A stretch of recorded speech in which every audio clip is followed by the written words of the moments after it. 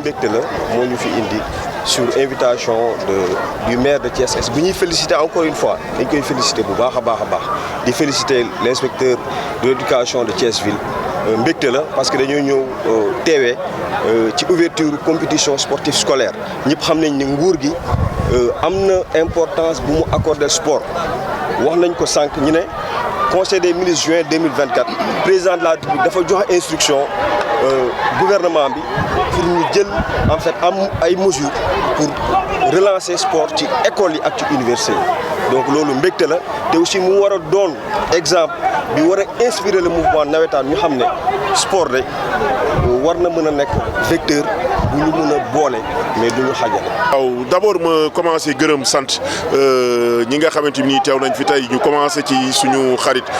Arona Ba nga xam ni mooy directeur des collectivités territoriales ñëw représenter le ministre Balla Moussa Fofana yéen a ngi gis l'inspecteur de l'éducation et de la formation sama wet l'inspecteur départemental des sports est là et l'ensemble des autorités éducatives ñu ngi ñëw teew ci tournoi bi nga xamante ni nii mëbët li ko indi mooy directive yi nga xam ni président de la République Bassirou Diomaye Diakhar Faye jox na ko le premier ministre ak son gouvernement ñi leen nañu relancer le sport dans les établissements scolaires mu tombeek tamit waa IEF ñoom it seen ministre yónnee leen la circulaire loolu nekk wokkatu bu daje gestu ba tax na bi ñuy mëbët bi ñun suñu commune pour organiser une coupe du maire version UASI parce que UASI commencé woon a disparaître fekk na ñoom tamit ñu am mëbët boobu ñu boole suñu ñaari idée loolu moo jur tey compétition bi nga xamante ni nii moom la ñuy assister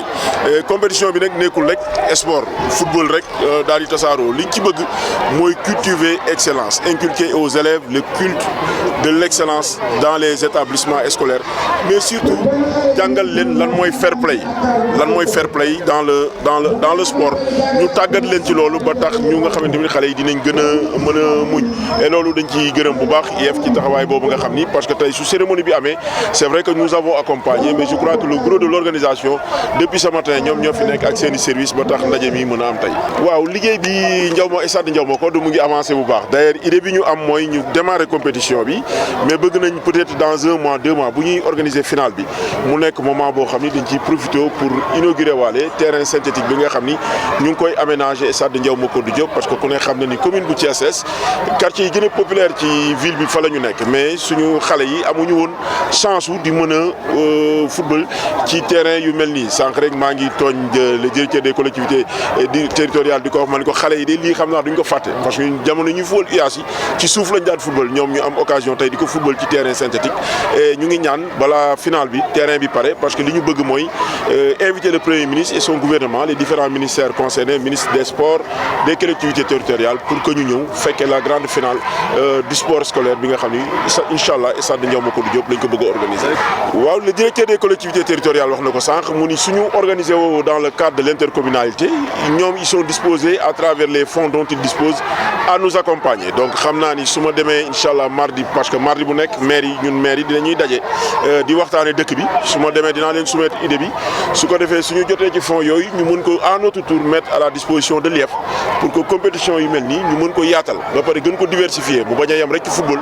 ñu dugal ci lu mel ni basket dugal ci arts martiaux dugal ci handball dugal ci yeneen discipline ba pare gën ko yaatal ci CM yi et pourquoi pas ci lycée yi defe naa ni loolu suñ ko defee dina mën a tax dëkk bi yëpp mën a gis seen bopp ci mbir mi. Avoir compris que c'est un démembrement de l'État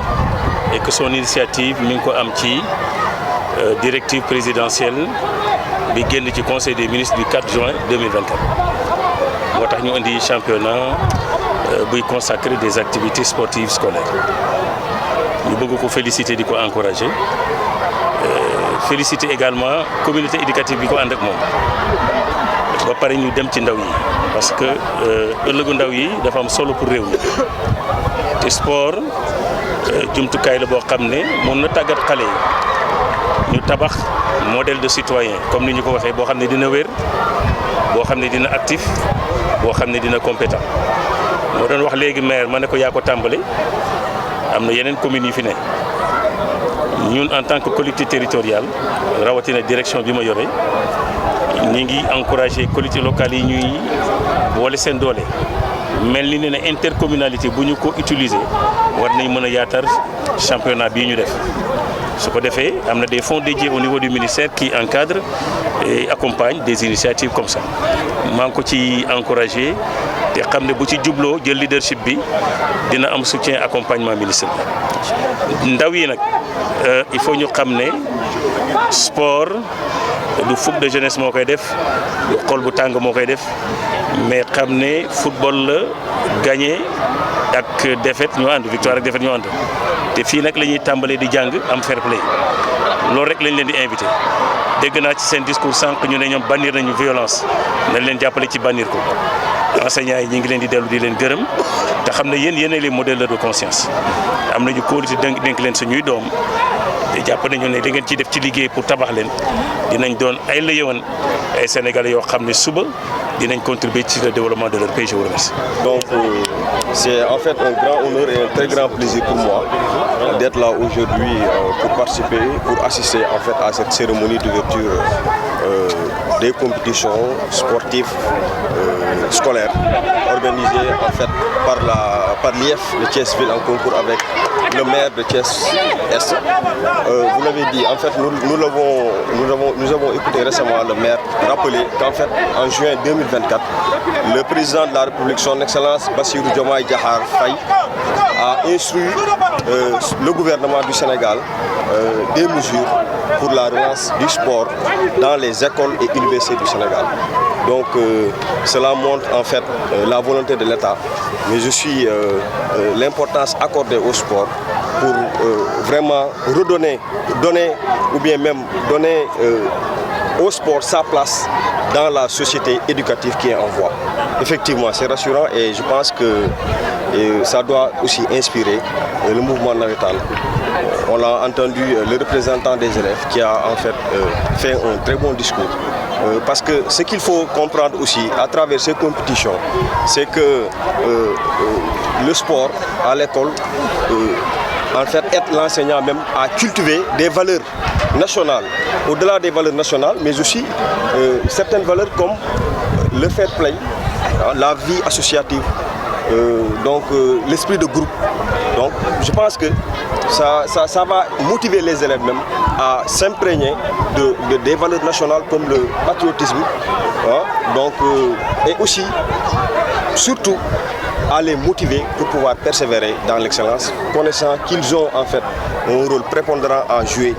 ayant les destinées de toute une nation. Donc, Kaddu Mbekte la moo ñu fi indi sur invitation du maire de Thiès-Est. Bi ñuy féliciter encore une fois, dañ koy féliciter bu baax a baax di féliciter l'inspecteur de l'éducation de Thiès-Ville. Mbekte la parce que dañoo ñëw teewee ci ouverture compétition sportive scolaire ñëpp xam nañ ni nguur gi am na importance bu mu accorder sport wax nañ ko sànq ñu ne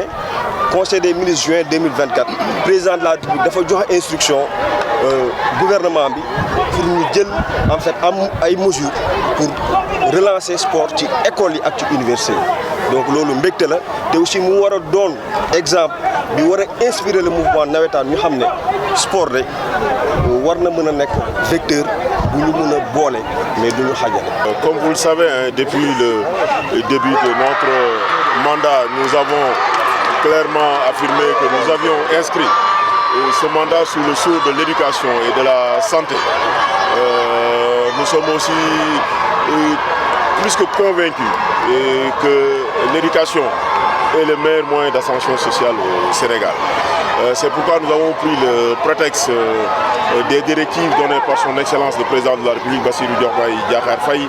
lors du Conseil des ministres du 4 juin, instruisant le Premier ministre et son gouvernement de relancer les activités sportives dans les écoles et les universités. Nous avons saisi nos amis de l'IF qui aussi avaient reçu une circulaire de leur ministère de tutelle pour organiser des compétitions sportives. Donc nous avons pris ce prétexte pour parrainer cette compétition et afin de relancer l'UASU. Cette compétition est inscrite sous le sceau de l'excellence. Nous savons que souvent, pour les équipes sélectionnées pour participer, ce sont les meilleurs élèves qui sont sélectionnés. Donc nous avons pensé accompagner l'IF pour redynamiser le sport au niveau des établissements scolaires, mais surtout cultiver inculquer aux élèves le culte de l'excellence, mais surtout la culture du fair play, de la compétition au niveau des différents établissements scolaires. Effectivement, et le directeur des collectivités territoriales, notre ami Arona, venu représenter le ministre Bala Moussa Fofana, l'a dit tout à l'heure, nous avons voulu être les précurseurs, être au devant, pour donner l'exemple aux autres collectivités, pas seulement aux communes qui sont à Thiès, mais qui sont à travers tout le pays, pour leur dire que si on s'y engage, c'est fort possible d'être aux côtés de l'école pour relancer le sport scolaire. Et le directeur l'a dit tantôt, il a d'ailleurs promis de mettre des fonds à notre disposition. Et je crois qu'à la prochaine réunion hebdomadaire que les maires de la ville ont l'habitude d'organiser, je soumettrai l'idée aux maires pour qu'on s'organise avec l'IEF pour faire de sorte que cette compétition-là soit beaucoup plus élargie. Non seulement qu'on ne se limite pas seulement au football, mais qu'on puisse l'élargir à d'autres activités comme les arts martiaux, le karaté et autres activités sportives sur toute l'étendue du territoire de la ville. Absolument. D'ailleurs, l'idée c'est de jouer la finale au niveau du stade des Ndiamoko Diop des champs de course. Nous avons voulu démarrer ici, le temps que les travaux se poursuivent. Nous avions eu quelques retards par rapport au déroulement des travaux du fait de situations indépendantes de notre volonté. Mais nous pensons que d'ici un mois, les travaux vont être totalement terminés parce que c'est tout le gazon qui va être... c'est un nouveau terrain qui va être aménagé. L'éclairage public va être complètement repris avec des pylônes, de nouveaux pylônes. Donc c'est tout le champ de course qui va être repris. Donc nous espérons pouvoir jouer la finale en présence de tous les ministres et voir le Premier ministre. Parce que l'objectif c'est d'inviter le Premier ministre à venir inaugurer le nouveau terrain que nous aménageons au champ de course, mais aussi assister à la finale du tournoi interscolaire.